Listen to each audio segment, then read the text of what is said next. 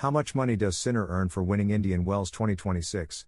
Yannick Sinner claims his first Indian Wells Masters 1000 title after defeating Daniil Medvedev in the 2026 final. The Italian takes advantage of Carlos Alcaraz's slip to prevail on one of the Spaniard's favorite courts, where he won in 2023 and 2024. In this way, Sinner adds 1,000 points and cuts exactly that amount from Alcaraz in the ATP ranking. In addition, it also represents an increase in his earnings, with more than $1 million. The prize money remains the same for both the men's and women's champions. Therefore, at Indian Wells 2026, both Yannick Sinner and Aryna Sabalenka, who defeated Rybakina in the women's final, will take home the same prize for their victory. The 2026 Indian Wells Masters 1000 already has its champion, after Sinner defeated Medvedev in the final. A final between the two best players in the world was expected, but the Russian prevented it with a semi-final victory over Alcaraz 6-3, 7-6. In the title match, he could not overcome the Italian, who confirms himself as the main alternative at the moment to the Spaniard. For her part, the Belarusian Sabalenka beat Rybakina. The Kazakh had come from defeating the world number 1 at the Australian Open and took the first set in the Indian Wells WTA 1000 final. However, the reaction of the world's best player led her to win the title, which is also her first. How much money has Sinner earned for winning Indian Wells 2026? As mentioned, the prize money in the men's and women's draws has also been equalized at Indian Wells. Therefore, both Sinner and Sabalenka have taken home the same amount. This comes to $1.15 million, which would be about €1.01 million. The runners-up also receive a significant prize, $612,340, which is close to €536,000. How much money is distributed at Indian Wells? Not only the top 2 players earn money at Indian Wells. Prize money is awarded from the first round, with increasing amounts from $24,000 up to the champion's prize. In total, the tournament distributes $9,415,725 in both its ATP and WTA formats. A tennis player's criticism of the circuit over the successes of Alcaraz and Sinner: "It becomes boring." The Danish player Holger Rune has criticized the rest of the players for not standing up to the Italian and the Spaniard, and has proclaimed himself as the candidate to do so. The superiority of Carlos Alcaraz and Yannick Sinner over their rivals is remarkable. The two best players in the world have been sharing most of the trophies in recent years, leaving the rest practically empty-handed. In recent months, there has been speculation about the need to find a third player who can challenge them. However, there is still no clear candidate capable of beating both. This issue has been addressed by an active player who is currently injured, Holger Rune. With only 2 guys making finals and winning everything, it becomes boring, to be honest. I think more players are needed to challenge them. Not just in one tournament, but consistently, the Danish player said in an interview with Tales of Tennis. Currently, there are dozens of players on the circuit with a very high level, but they are not able to keep up with Alcaraz and Sinner. Even so, Rune proclaims himself as the candidate to do it. "I know I can do it, and every time I step onto the court against them, I know I have chances to beat them.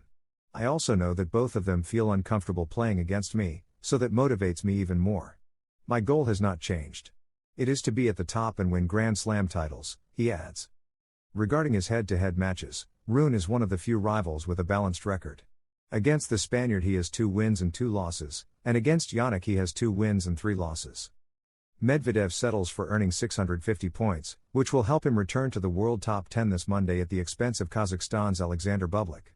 The Russian's consistency at the start of the season places him third in the 2026 race to the ATP Finals in Turin, behind Carlitos and Yannick. The striking stat highlighting the dominance of Carlos Alcaraz and Sinner over their rivals. Both players have won 21 of the 22 tournaments in which they have participated together and have a win percentage of 95.45%. The 2024 Mutua Madrid Open has been the only one they did not win. The fact that Carlos Alcaraz and Yannick Sinner have no real rival is a reality many players have already accepted. Their dominance on the ATP circuit is so great that, in recent years, one of them almost always ends up winning the title. The 2 best players in the world have been entering the same tournaments for years, and the trophy almost always goes to one of them. There is even a statistic showing that whenever they compete in the same tournament, one of the 2 wins it. Specifically, out of the last 22 tournaments in which both have played, 21 have been won by Carlos or Yannick. Apart from the 2024 Mutua Madrid Open, events such as Masters 1000 tournaments, all Grand Slams, several ATP 500s and the ATP Finals have been conquered by them. Thus, both Alcaraz and Sinner have a win percentage of 95.45% in tournaments where they both compete. This clearly highlights their dominance over their rivals in recent years, despite the overall level of the rest of the players increasing. So far in 2026, the three major tournaments played, Australian Open, ATP 500 Doha, and Indian Wells Masters 1000, have been shared between them, with Carlitos having the edge. Their next stop will be the Miami Masters 1000, where we will see which of the two wins it or whether there is an upset. Carlos Alcaraz keeps his promise after winning the Australian Open and gets a kangaroo tattoo. In addition to being world number one, Carlos Alcaraz has proven to be a man of his word. After winning his first Australian Open, his seventh Grand Slam, the Spanish player said he would get a kangaroo tattoo. A month and a half after that final against Novak Djokovic, Alcaraz shared on his social media the moment he fulfilled his promise. "I will definitely get a kangaroo for today. What I'm not sure about yet is whether it will be on the right or the left," Alcaraz said after winning the Australian Open. Finally, as seen in the photo with the tattoo artist, the chosen spot was his left leg. The Spaniard began his tradition of getting a tattoo representing each Grand Slam when he won Wimbledon in 2023. To celebrate his victory over Novak Djokovic, Alcaraz got a strawberry, the symbol of the tournament, along with the date July 16, 2023. A year later, after winning Roland Garros, Carlitos tattooed the Eiffel Tower on his leg along with the date of that day when he defeated Alexander Zverev. At the end of last year, months after winning the US Open, the Spaniard got a collage tattoo of the Statue of Liberty and the Brooklyn Bridge, two iconic landmarks of New York City. What does a champion feel when he sees his greatest rival lift an important trophy? On the ATP circuit, where every point can change a season, even the best closely watch others' victories. Jannik Sinner's triumph at Indian Wells, after defeating Daniil Medvedev in an intense final decided by 2 tie breaks, was not only a great moment for the Italian. It also triggered an interesting reaction from Carlos Alcaraz, who remains the world number one and one of the key figures in this new tennis rivalry. After the Indian Wells final, Carlos Alcaraz watched Sinner's celebration with a mix of respect, ambition, and a slight competitive smile.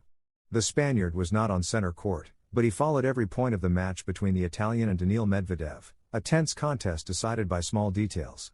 For a competitor like Alcaraz, seeing his rival lift the trophy is not just another moment on the circuit. It is a signal. A reminder that the top of tennis is shifting and that every victory by others is also a challenge. When the match ended and Sinner raised his arms in the Californian desert, Alcaraz typed a brief message on his phone before speaking with his team. It was not frustration that dominated the atmosphere, but analysis. The Spaniard had fallen earlier to an inspired Medvedev, and now he saw how the Italian found a way to beat him in 2 very tight tie breaks.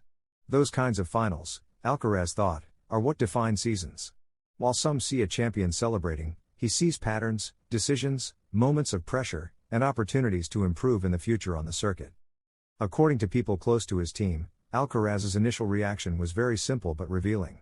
He looked at the screen, nodded slightly, and commented that Sinner was playing with impressive calmness. There was no sign of anger, but something more dangerous for his rivals: motivation. Alcaraz understands that his rivalry with the Italian is becoming the driving force of this new era of tennis. Every title one wins automatically raises the level of the other, creating constant pressure that forces improvement in all aspects of the game. In the locker room, the Spaniard reportedly also commented on how difficult the match between Sinner and Medvedev had been. Baseline exchanges, serving precision, and mental composure were elements that did not go unnoticed. For Alcaraz, that kind of final shows more than talent, it shows mental resilience. And that is where he believes much of the battle in major tournaments is decided. In matches where no one gives away break points, the mind becomes the most powerful weapon.